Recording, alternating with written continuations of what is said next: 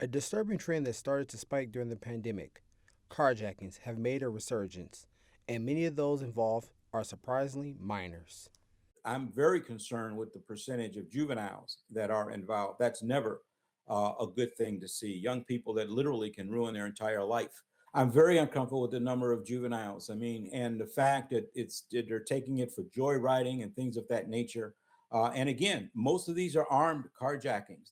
Carjackings are a regional and national issue that both urban and suburban cities are experiencing across the country.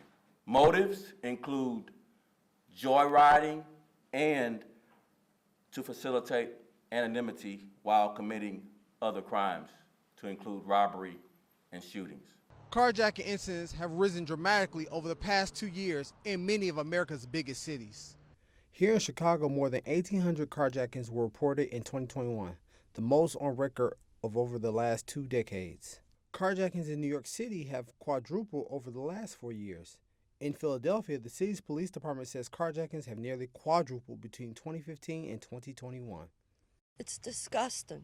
You have a 73-year-old woman just at her job, putting things in the car. They drug her. No forethought. Dismembered her. Well, why? This March, 73-year-old Linda Freaky was killed on her way home from work in New Orleans after police say she was dragged for more than a block by carjackers. It was when the male started to pull her out of the car at that point. He struggled with her, it looked like, trying to pull her out. There's a lot of triggers and behaviors that go into crime. The amplification of social media and how kids communicate, juveniles communicate with one another. I think they were angry and frustrated during the COVID-19 pandemic. Playtime is over. This is not a video game. This is not a game where we're playing chicken and we're not going to figure out what it is we need to do here.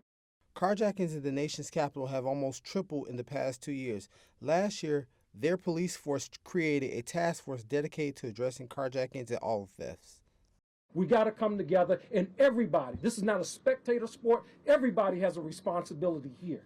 Community members have a responsibility. Courts, judges, the police department, people who prosecute cases, all of us have a responsibility. David Glaw from the National Insurance Crime Bureau testified to a Senate committee about finding solutions to this scary carjacking trend. We need more law enforcement out on the street, not less.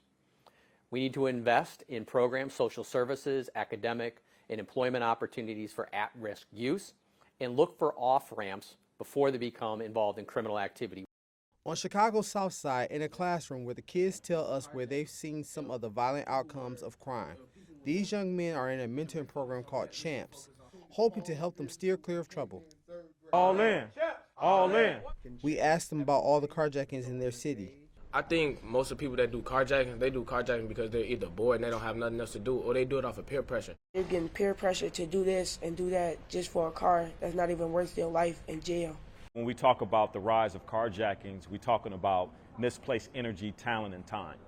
And so our young men have a lot of time on their hands, school shut down, and they were bored. So they out here joyriding, and they don't understand the ramifications of their actions and choices and decisions that they're made. So CHAMPS, we wanted to mitigate that and get on the ground and start engaging these young brothers and helping them find their purpose in life. Prevention is the way to go. Mentorship, if we can get them before they get locked up and we can help these brothers before they go to jail, then I think we have a fighting chance in our society.